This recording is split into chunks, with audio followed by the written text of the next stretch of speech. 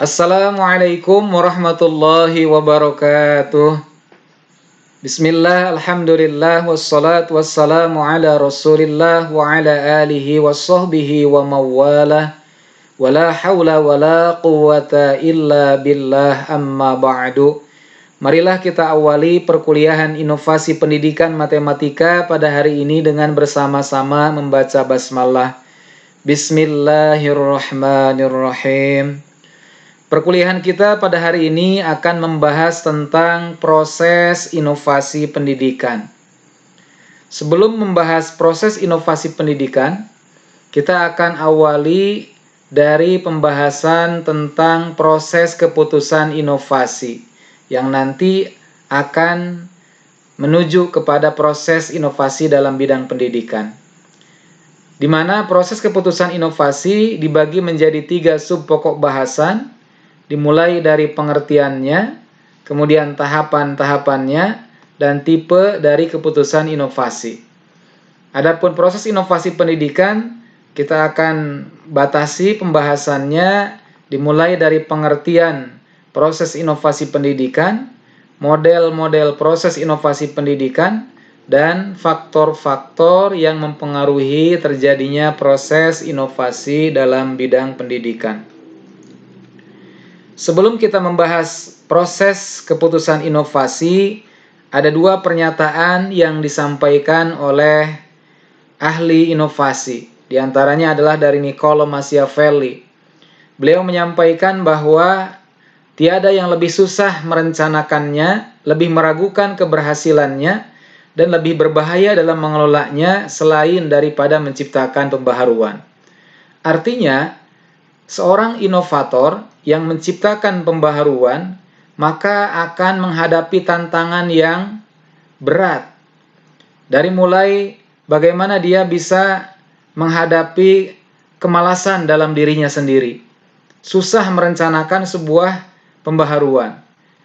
Kemudian ketika kita sudah merencanakan, masih ragu berhasil atau tidak ketika inovasi yang diciptakan. Dan juga dalam pelaksanaannya ketika menerapkan atau mengelola kegiatan pembaharuan itu pun di sini disebut lebih berbahaya. Artinya mempunyai resiko-resiko yang tentunya tidak selalu berjalan dengan mulus. Ada kerikil-kerikil tajam yang ini harus bisa dihadapi oleh seorang inovator. Ini adalah tantangan yang digambarkan di awal sehingga mempunyai mentalitas yang tangguh jika ingin menjadi seorang inovator.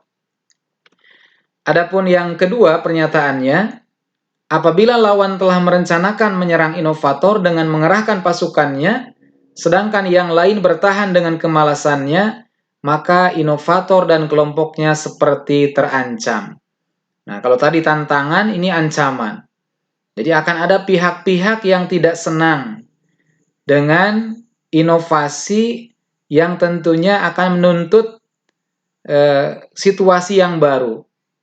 Ketika ada pihak-pihak yang merasa katakanlah tersaingi atau mungkin pihak-pihak yang tidak setuju dengan inovasi yang diciptakan, maka disitulah akan terjadi pihak yang melemahkan. Di sisi yang lain ada juga tidak menyerang, tapi bertahan dengan kemalasan. Mereka lebih senang dengan zona nyaman karena sudah terbiasa. Jadi ketika ada tawaran perubahan, maka tidak siap dengan perubahan itu. Karena perubahan konsekuensinya harus melakukan upaya-upaya baru dan mereka sudah nyaman dengan kondisi yang ada. Itulah 2 ancaman baik yang sifatnya adalah frontal, melawan, ataupun yang sifatnya adalah bertahan dalam kemalasan. Nah, itu adalah faktor yang harus difahami ketika kita akan menciptakan sebuah inovasi. Adapun pengertian dari proses keputusan inovasi adalah proses yang dimulai dari mengetahui adanya suatu inovasi, kemudian setelahnya mengetahui itu dilanjutkan untuk menetapkan keputusan, apakah menerima atau menolak suatu inovasi yang sudah diketahui itu. Dan ketika menerima, maka menerapkannya atau mengimplementasikan inovasi tersebut. Selanjutnya, konfirmasi terhadap keputusan inovasi yang sudah diambilnya. Nah, jadi inilah proses keputusan inovasi. Jadi ya bisa bentuknya ketika menerima atau juga bisa menolak. Kalau upaya ketika keputusan yang diambilnya adalah menerima, maka berarti berlanjut untuk mengimplementasikan inovasi itu dan konfirmasi. Tapi kalau tidak menerima atau menetapkan keputusan untuk menolak dari suatu inovasi, maka berarti berhenti tahapannya hanya di poin 2 ini. Jadi ini adalah rangkaian proses keputusan inovasi dalam pengertiannya. Adapun baik individu maupun organisasi ketika menetapkan keputusan menerima ataupun menolak dari suatu inovasi, maka terlebih dahulu harus menilai gagasan yang baru itu atau inovasi tersebut sebagai bahan pertimbangan. Nah, nanti ada yang dua, ya, ada yang kalau memang menolak berarti ada yang aktif, ada yang pasif. Ya. Kemudian ciri khusus, ya, atau ciri pokok dari sebuah inovasi itu adalah adanya ketidaktentuan atau uncertainty.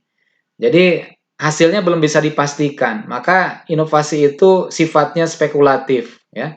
Jadi tidak bisa melihat secara pasti berhasil atau tidaknya sebelum diuji cobakan. Nah, itu adalah proses keputusan inovasi.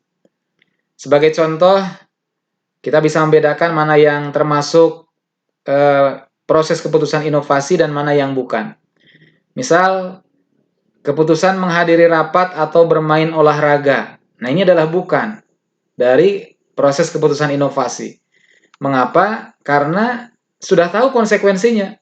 Kalau kita sebagai guru, misalkan ada undangan rapat, kalau tidak hadir rapat, udah tahu konsekuensinya. Ya, misalkan kalaupun dipanggil sama pimpinan, atau mungkin hanya dengan alasan tertentu, udah tidak ada sanksi yang diterimanya. Maka itu adalah konsekuensi yang sudah bisa diprediksi. Nah, kalau yang sudah bisa diprediksi, maka itu adalah bukan termasuk proses keputusan inovasi sebagaimana kasus yang pertama. Tapi ketika kita melihat contoh kasus yang kedua, ya mungkin beberapa tahun yang lalu ketika pemerintah menyampaikan kebijakannya untuk mengganti penggunaan kompor minyak tanah dengan tabung gas atau dengan menggunakan bahan bakar gas, maka inilah yang disebut dengan contoh ketika pengambilan keputusan yang menerima atau menolak, karena kemungkinannya akan banyak. Mungkin dengan menggunakan gas itu lebih bersih, lebih hemat, lebih awet, dan juga mungkin bisa sebaliknya. Ada yang mempunyai asumsi adalah mungkin berbahaya dengan menggunakan bahan bakar gas. Nah, ini adalah gambaran dari berbagai kemungkinan yang dapat terjadi ketika proses pengambilan keputusan dalam sebuah inovasi. Atau mungkin dalam kondisi sekarang, dalam pendidikannya, misalkan keputusan mengganti kurikulum. Ya. Dari mulai kurikulum 2013, kemudian diganti lagi dengan revisi 2014, revisi 2017. Nah, itu adalah gambaran dari proses keputusan inovasi. Jadi, keberhasilannya belum bisa dipastikan. Ya. Jadi, disebutnya adalah ketidaktentuan, ya, atau uncertainty. Termasuk misalkan keputusan mengganti pembelajaran dalam sistem tatap muka di masa pandemi ini dengan pembelajaran yang melalui teknologi informasi atau e-learning, ya, pembelajaran elektronik. Nah, ini pun sama. Ini adalah termasuk dari proses keputusan inovasi dengan contoh-contoh yang sudah disampaikan. Adapun di poin kedua, terkait tahap proses keputusan inovasi, bisa digambarkan dengan melihat skema yang ada di sini. Ada 5 tahap proses keputusan inovasi, dimulai dari pengetahuan, tahap kedua adalah bujukan, kemudian keputusan, tahap keempat adalah penerapan, dan tahap kelima adalah konfirmasi. Jadi sebagaimana dalam pengertian dari proses keputusan inovasi, dimulai dari tahu atau mengetahui, dari tahap pengetahuan, sampai dengan tahap konfirmasi. Nah, adapun semua tahapan ini akan sangat bergantung kepada saluran komunikasi yang dibangun. Dan tentunya kelima tahapan ini akan berjalan dengan baik dipengaruhi oleh kondisi sebelumnya. Dari mulai pengalaman, kemudian kebutuhan atau masalah yang ada, kepekaan terhadap inovasinya, ada yang cepat, ada yang lambat. Kemudian juga norma sosial. Karena bisa jadi ada inovasi yang tidak sejalan dengan norma yang berlaku di masyarakat. Nah, ini adalah kondisi sebelumnya bisa mempengaruhi terhadap proses keputusan inovasi yang diambil atau yang berjalan. Adapun tahap pengetahuan adalah dengan sebuah gambaran memahami karakteristik atau mengetahui karakteristik pengambilan keputusan. Kemudian tahap bujukan adalah dengan mengetahui karakteristik yang diamati. Nanti kita akan bahas secara khusus karakteristik dari inovasi pendidikan. Kemudian tahap keputusan adalah nanti ada yang menerima dan ada yang menolak. Penerimaan juga ada terbagi menjadi dua. Ada yang menerima dengan tetap menerima dan ada juga yang berubah. Ya. Jadi awalnya menerima, sudah dia coba, kemudian berubah ya untuk jadi tidak melanjutkan atau menolak. Dan begitu juga dengan tahap keputusan menolak. Penolakan bisa terjadi dengan secara terlambat, ya tadi untuk yang posisinya, kemudian terlambat menerima berarti itu adalah penolakan, kemudian juga dengan tetap menolak. Jadi dengan sampai dengan berkali-kali dengan bujukan juga tetap tidak bisa atau tidak menerima keputusan inovasi. Nah, itu adalah gambaran dari tahapan-tahapan dalam proses keputusan inovasi yang secara lebih jelas kita bisa rinci dimulai dengan tahap yang pertama, yaitu tahap pengetahuan atau knowledge. Tahap pengetahuan ini adalah tahap di mana seseorang menyadari atau membuka dirinya dan mempunyai rasa ingin tahu terhadap inovasi. Itu masuk dalam tahap pengetahuan. Karena kalau tidak membuka diri, tidak ada rasa ingin tahu terhadap inovasi, ya tidak akan terjadi pengetahuan itu. Jadi dimulai dari membuka diri dan mempunyai curiosity, rasa ingin tahu terhadap suatu inovasi. Kemudian dalam tahap pengetahuan ini adalah kegiatannya berupa kegiatan mental kognitif. Ya, jadi menggunakan nalar, menggunakan pikiran, bagaimana dia bisa menilai, bisa mempertimbangkan terhadap suatu inovasi. Dan berikutnya dalam tahap pengetahuan itu adalah dilakukan secara aktif, bukan pasif. Jadi kalau pasif, tidak mencari informasi, tidak ada rasa ingin tahu terhadap inovasi itu, berarti itu adalah tidak termasuk dalam tahap pengetahuan. Di tahap pengetahuan itu dilakukan secara aktif. Dan tahap pengetahuan itu adalah berdasarkan pengamatan yang dilakukannya. Apakah sesuai dengan kebutuhan atau masalah yang dihadapi, apakah sesuai dengan minat atau kepercayaannya. Nah, ini adalah gambaran tahap pengetahuan. Kemudian pada tahap yang kedua adalah tahap bujukan. Tahap bujukan itu adalah suatu sikap senang atau tidaknya terhadap suatu inovasi. Jadi kalau ada suatu inovasi yang dikenalkan kepada kita, kepada seseorang, kemudian seseorang itu punya rasa senang ataupun tidak dengan inovasi itu, berarti itu adalah sebagai tahap bujukan. Bagaimana bisa melahirkan sikap senang tentunya ketika dibujuk. Kemudian proses kegiatannya bersifat afektif atau rasa. Jadi kalau tadi tahap pengetahuan itu adalah kognitif, kalau tahap bujukan adalah bersifat afektif. Nah, adapun tahap bujukan, kalau tadi tahap pengetahuan itu secara aktif mencari informasi, kalau tahap bujukan itu menyeleksi informasi, disesuaikan dengan kondisi atau sifat pribadi. Nah, ini diseleksi, jadi informasi-informasi yang dia temukan, yang dia dapatkan, kemudian diseleksi, ya, atau disesuaikan dengan pribadi atau apa yang dibutuhkannya. Kemudian diperlukan gambaran yang jelas. Jadi dalam tahap bujukan itu bagaimana bisa memahami secara lebih jelas cara pelaksanaan inovasi itu atau konsekuensinya. Mungkin kalau kita pernah mendapatkan ada suatu inovasi, katakanlah berupa produk barang, ya, misalkan alat kosmetik, ya, maka biasanya suka ada yang datang kemudian mendemokan, ya, atau alat masak, ya. Itu biasanya ada demonstrasi, mendemokan. Nah, itu adalah untuk memberikan gambaran bagaimana cara melaksanakan inovasi itu dan juga konsekuensinya. Nah, itu di tahap bujukan termasuk dalam tahapannya. Atau juga mungkin produk ataupun termasuk yang lain. Termasuk dalam pendidikannya juga sama. Misalkan ada pada saat sosialisasi, ya, misalkan ada sebuah trik ataupun mungkin inovasi tertentu, maka dibuatlah sebuah event dan di situ ada yang sifatnya adalah promosi. Nah, itu termasuk dalam tahap bujukan. Nah, adapun tahapan yang ketiga adalah tahap keputusan, ya, decision. Jadi keputusan di sini yang dimaksud adalah nanti setelahnya melewati tahap satu yaitu tahap pengetahuan dan tahap bujukan, maka masuk ke tahap yang ketiga yaitu tahap keputusan di mana menetapkan, menerima atau menolak suatu inovasi. Nah, ketika menerima inovasi, nah biasanya terjadi setelah mencoba terlebih dahulu. Makanya biasanya kalau ada produk barang, ya, atau makanan misalkan, ya biasanya ada tester, ya, atau tidak untuk dijual. Nah, itu adalah supaya bisa dicoba oleh calon sasaran inovasi itu. Jadi dicoba terlebih dahulu. Nah, adapun nanti ketika terjadi penolakan, maka ada dua kemungkinan penolakan itu. Ada penolakan aktif.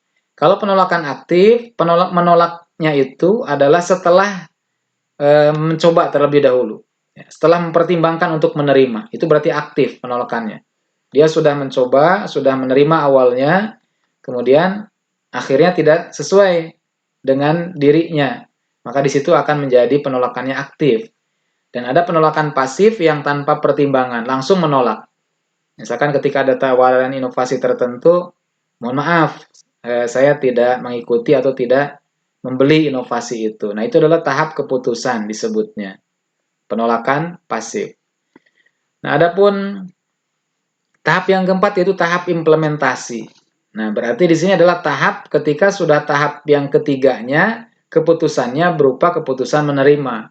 Karena kalau keputusannya menolak, berarti tahap ini terputus sudah, tidak ada tahap implementasi.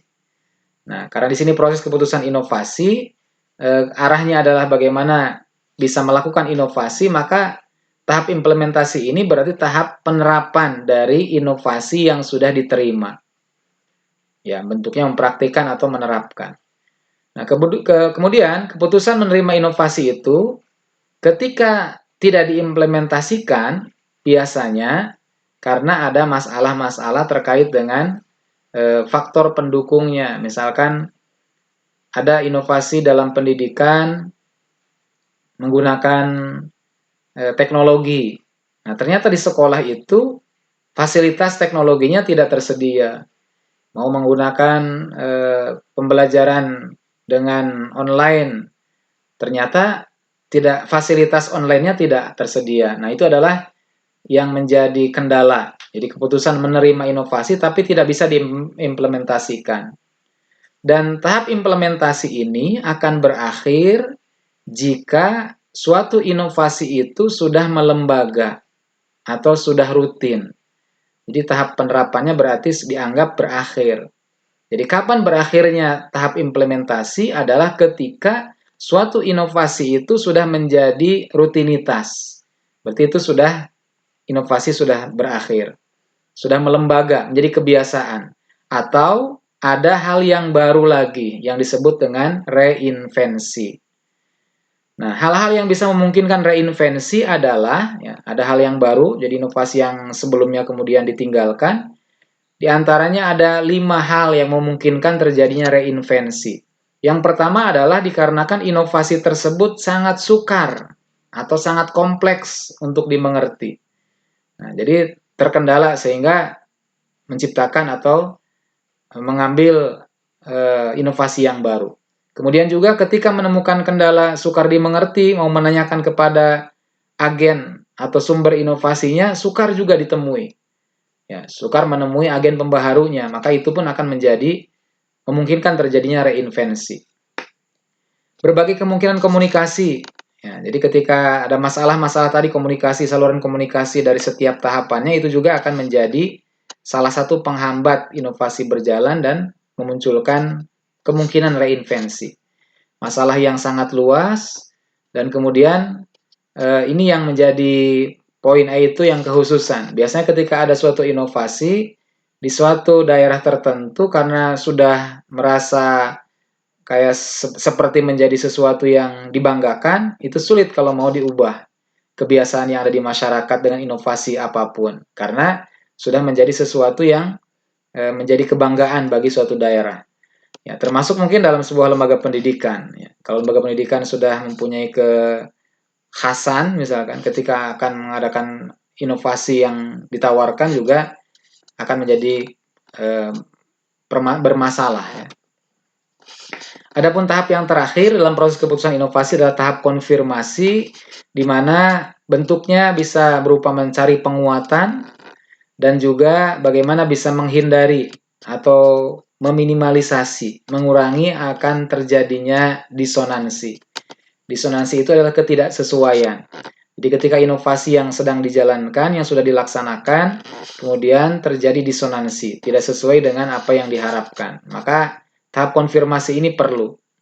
Jika terjadi disonansi, maka langkah yang berikutnya adalah bisa dengan mengubah baik pengetahuan, sikap, ataupun perbuatan. Artinya, inovasi yang sudah dijalankan itu kemudian bisa ketika terjadi disonansi, maka mencari solusinya, baik dengan mengubah sikap, mengubah yang dilakukan, nah itu adalah sebagai solusi ketika terjadinya disonansi. Oleh karena itu penting kita memahami bagaimana cara mengurangi disonansi itu.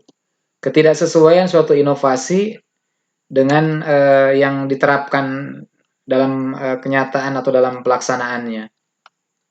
Di antaranya adalah cara mengurangi disonansi dimulai dari tahap pengetahuan, mencari informasi tentang inovasi tersebut secara mendalam.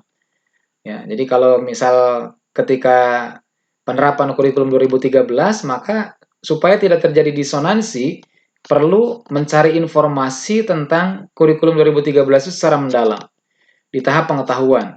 Kemudian di tahap pelaksanaannya atau di tahap implementasinya dan di tahap sebelumnya itu tahap keputusan, maka ketika belum menetapkan keputusan, berusaha untuk menerima terlebih dahulu.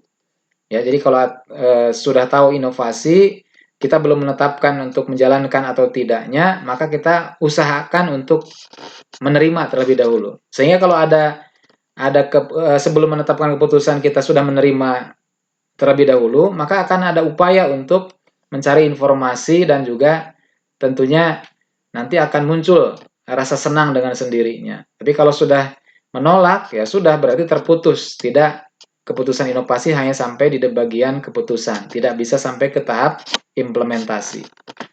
Dan cara mengulangi disonansi berikutnya dari tahap konfirmasi.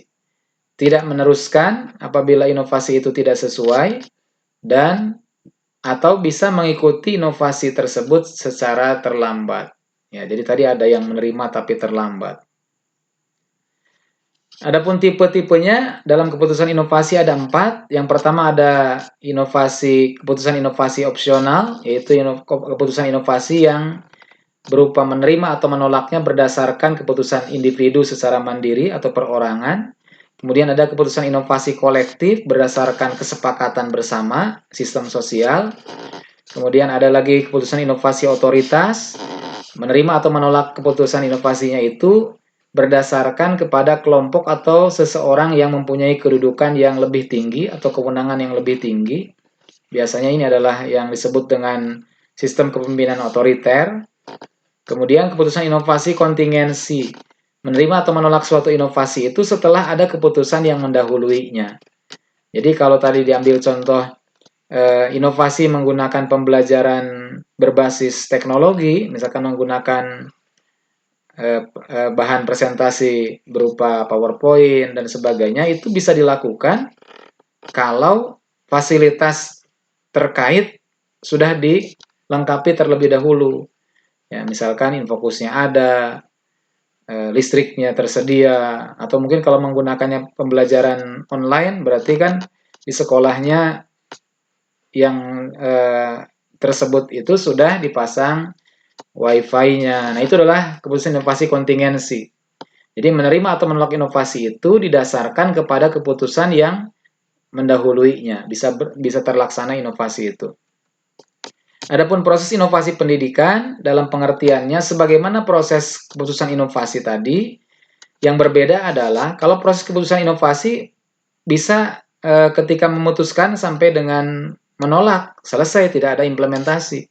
Tapi kalau proses inovasi itu berarti dari mulai ada pengetahuan, kemudian sampai dengan melaksanakan. Maka terkait proses inovasi dalam pendidikan berarti serangkaian aktivitas individu ataupun organisasi dalam bidang pendidikan itu dimulai dari menyadari adanya suatu inovasi, mengetahui adanya suatu inovasi, sampai dengan menerapkan atau mengimplementasikan inovasi pendidikan tersebut. Nah, jadi kalau tahap keputusan inovasi itu bisa menolak, kalau di sini bagaimana suatu inovasi itu sampai dengan diimplementasikan.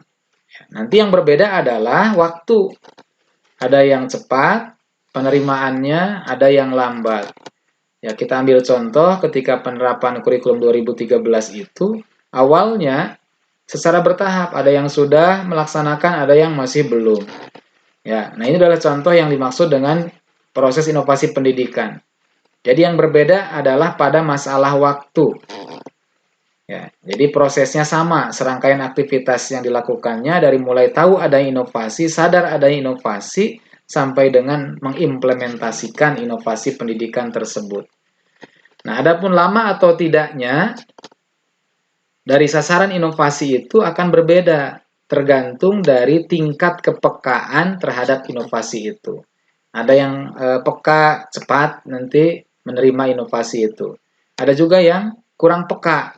Ya, jadi inovasinya sudah lama, baru menerima. Nah, itu adalah berarti kepekaannya kurang. Jadi lama ataupun tidak bergantung kepada tingkat kepekaan terhadap suatu inovasi. Adapun model dari proses inovasi pendidikan secara garis besar terbagi menjadi dua.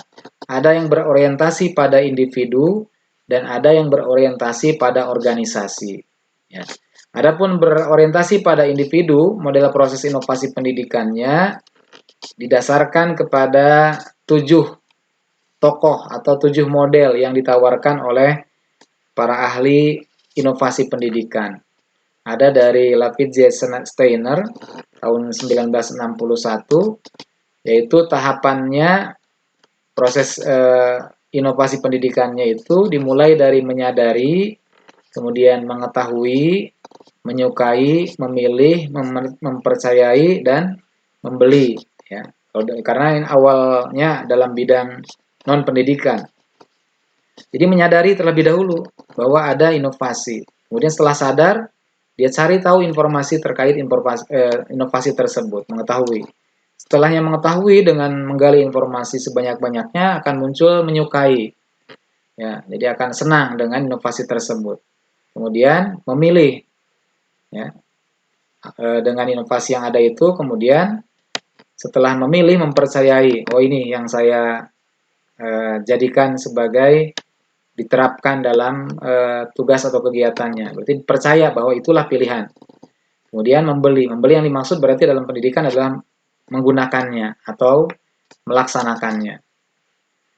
Nah, dalam bahasa yang berbeda disampaikan oleh Colli dari mulai belum menyadari. Nah, kalau tadi Lapidze itu adalah mulainya dari menyadari, kalau Colli itu dimulainya dari belum menyadari. Awalnya belum menyadari, kemudian menyadari, memahami, mempercayai sampai dengan mengambil tindakan. Nah, barangkali yang paling banyak kita atau yang paling banyak dikutip dalam inovasi pendidikan ataupun bahan-bahan penelitian biasanya dari pendapatnya Rogers itu. Di antaranya adalah tahapannya mulai dari menyadari, ya, tadi sadar tahu, kemudian menaruh perhatian, ya, jadi ada rasa suka terlebih dahulu. Jadi yang ini adalah nanti sifatnya ke arah afektif, ya, rasa, kemudian menilainya, mencoba, dan setelah mencoba akan menerima atau mengadopsi. Nah, itu adalah tahapan menurut Rogers. Adapun yang keempat, 5 dan 6 dan 7-nya itu bisa nanti difahami kembali. Intinya tahapan-tahapan ini adalah sebagai contoh pilihan model yang mana yang digunakan, yang akan digunakan dalam proses inovasi pendidikannya. Ini adalah tahapan-tahapan yang ditawarkan oleh para ahli. Ya, termasuk Zeltman, ya, berawal dari persepsi yang dibangun, kemudian dimotivasi, kemudian menyikapi, legitimasi, mencoba, mengevaluasi, menolak atau menerima, dan sampai akhirnya membuat suatu resolusi.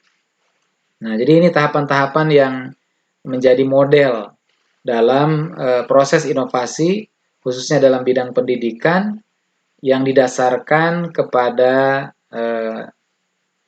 yang sifatnya individu. Ya, individu.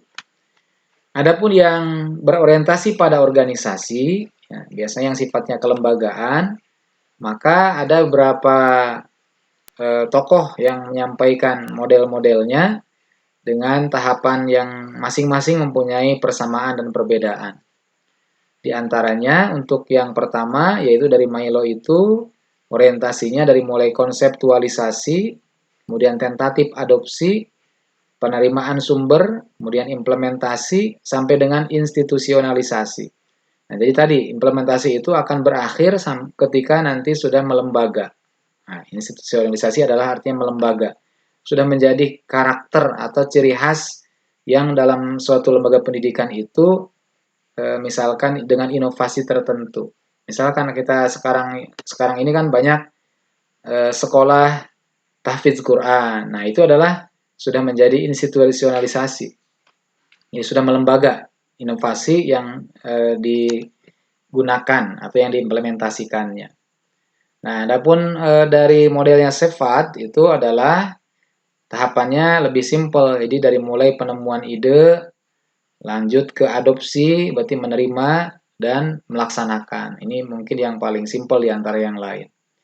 Adapun menurut pendapat yang lain, di antaranya adalah dari Wilson, dari konsepsi perubahannya, kemudian pengusulan perubahan, jadi membuat konsep dulu bagaimana bisa melakukan perubahan, kemudian dilakukan pengusulan, dan setelah itu baru adopsi dan implementasi. Jadi ada satu dengan yang lain, model ini mempunyai kesamaan-kesamaan atau ada irisan. Adapun dua yang terakhir ini, ya ini yang sekali lagi yang paling banyak digunakan dalam karya tulis ilmiah biasanya ketika membuat skripsi, yaitu pendapat Rogers dan Zatman. Nah, jadi di antara tahapannya adalah di sini membagi secara garis besar menjadi dua, yaitu tahap permulaan atau inisiasi dan tahap implementasi. Dalam tahap permulaan ini dimulai dari agenda setting, kemudian penyesuaian, baru nanti keputusan menerima. Setelahnya keputusan menerima, maka mengimplementasikannya, inovasi itu. Setelah diimplementasikan, proses implementasi itu adalah tahapannya redefinisi atau restrukturalisasi. Restrukturisasi itu adalah berarti dengan struktur yang baru sesuai dengan inovasi yang diambilnya, kemudian diklarifikasi dan menjadi rutinisasi. Menjadi sebuah kebiasaan yang berjalan di suatu lembaga atau organisasi tersebut. Nah, hampir sama dengan pendapat Rogers untuk Zatman itu tahapannya sama dari tahap permulaan dan tahap implementasi, hanya berbeda di poinnya. Ya, di poin pertama adalah pengetahuan dan kesadaran, kemudian membentuk sikap.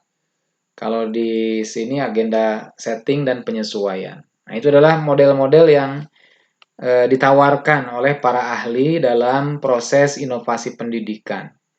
Jadi kita tinggal nanti mau mulai dari yang mana, apakah yang berdasarkan individu, ya kita mau bergeraknya sebagai individu, sebagai guru, atau nanti kita yang mempunyai sebuah lembaga, misalkan kita yang menjadi kepala sekolah, maka kita bisa mentahapi proses inovasi pendidikan itu dengan menggunakan tadi berdasar kepada orientasi organisasi. Nah, jadi sekali lagi ini adalah sebagai pilihan sesuai dengan kondisi masing-masing kita pada saat mengambil atau menciptakan suatu inovasi itu.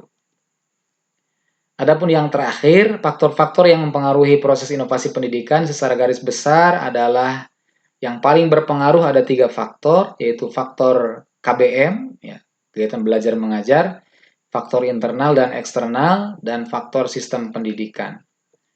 Adapun faktor KBM, kuncinya adalah pengelolaan KBM itu terdapat atau terletak pada guru, yang mana pengelolaan kegiatan belajar mengajar itu akan yang menjadi permasalahan yang mendorong atau mempengaruhi proses inovasi pendidikan itu adalah karena dikelola kurang profesional, kurang efektif, ya, dan kurang perhatian. Ya. Jadi karena mungkin misalkan guru yang sudah senior, karena sudah biasa dengan cara mengajarnya, dengan mengelola KBM-nya seperti itu, maka jadinya kurang memperhatikan aspek-aspek yang sifatnya pembaharuan. Maka di antara kelemahan-kelemahannya itu dalam KBM yang dilakukan di sekolah oleh guru, di antaranya adalah kurang memperhatikan hubungan interpersonal antara guru dengan siswa. Nah, jadi ada kesan bahwa karena guru bekerja berdasarkan kurikulum, jadi yang jelas kurikulum tersampaikan, masalah hubungan antara siswa dengan gurunya paham atau tidak yang disampaikan oleh gurunya, kadang itu menjadi kurang efektif, ya, atau kurang menjadi perhatian. Kemudian kegiatan di kelas yang terisolasi. Ya, jadi ketika ada guru mengajar di kelas A misalkan, atau di satu tingkat, misalkan kalau kita ambil SMP atau SMA, kelas 7, 8, 9 misalkan, maka ada guru itu yang kelas 7 aja. Nah, terisolasi oleh kelas tersebut. Nah, sehingga di kelas itu dan terbatas oleh kelas tersebut. Jadi tidak bisa katakanlah untuk bisa membangun sebuah katakan koordinasi dengan kelas-kelas yang lain. Kemudian di antara permasalahan atau kelemahan dalam pengelolaan KBM adalah sangat minimalnya bantuan dari teman sejawat. Ya, jadi kalau misalkan guru mendapatkan masalah di suatu kelas atau dalam pembelajarannya, kemudian nafsi-nafsi, ya, karena teman sejawat yang lain juga fokus hanya dengan tugas KBM-nya sendiri. Ya, kalau yang dikembangkan misalkan dengan tim teaching gitu ya. Jadi dengan kerja tim. Ini adalah yang menjadikan pembelajaran atau dalam pengelolaan KBM itu kurang optimal. Kemudian belum ada kriteria baku bagaimana KBM yang efektif, latar belakang siswa yang beragam, berbagai kondisi fisik ataupun intelektual, minat dan latar belakang yang lainnya, dan juga ada kembali kepada usaha guru untuk meningkatkan profesionalnya. Jadi ada ketika terkait dengan KBM yang tadi muaranya adalah kuncinya kepada guru, maka kembali bagaimana guru mempunyai usaha ataupun kekuatan usaha untuk meningkatkan profesionalnya. Adapun faktor internal dan eksternal, faktor internalnya adalah siswa, faktor eksternalnya adalah orang tua. Yang kesemua itu juga mempengaruhi terhadap proses inovasi pendidikan. Misalkan guru mempunyai inovasi, siswanya tidak bisa merespon secara baik, ya tentunya akan menjadi penghambat. Maka itu yang mempengaruhi. Kemudian faktor eksternal juga sama. Ada inovasi dari sekolah, orang tuanya tidak mendukung.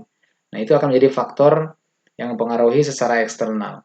Dan ada juga yang faktor kedua-duanya, internal dan eksternal. Ini adalah diantara terkait dengan para ahli pendidik atau ahli pendidikan. Ya, ini mungkin tingkat-tingkat level-level tertentu. Nah, yang terakhir faktor yang mempengaruhi adalah sistem pendidikan. Ya, di mana di Indonesia ini diatur oleh pemerintah, penanggung jawabnya adalah Kementerian Pendidikan dan Kebudayaan. Nah, batas kewenangan guru sehingga terbatas ya, dalam mengambil kebijakan. Ya, artinya ketika misalkan sudah diatur dalam kurikulum nasional, maka seolah-olah guru itu terbatas untuk berekspresi, ya, atau katakanlah ketika dia ingin mengembangkan yang lebih sesuai dengan inovasi yang dia inginkan atau yang diciptakan, maka itu akan menjadi terkendala. Karena kalau inovasi pasti membutuhkan waktu. Ya, jadi ketika ada suatu inovasi pada tahap prosesnya itu kan membutuhkan waktu yang relatif tidak tidak singkat gitu. Nah, sehingga akan bermasalah dengan kurikulum nasional. Ya, nanti pada saat evaluasi materi yang belum tersampaikan ya akan menjadi permasalahan. Nah, itulah sistem pendidikan yang memang masih meskipun sudah desentralisasi tapi belum secara katakanlah maksimal dalam penerapannya. Nah, itu yang kita bahas dalam memahami proses inovasi pendidikan. Nanti dalam bagian berikutnya barangkali ada hal-hal yang mau dipertanyakan, silakan nanti kita akan sambung dengan sesi diskusi. Terima kasih. Mohon maaf barangkali ada hal-hal yang terbatas karena komunikasi kita tidak secara langsung. Billahi taufiq wal hidayah. Assalamualaikum warahmatullahi wabarakatuh.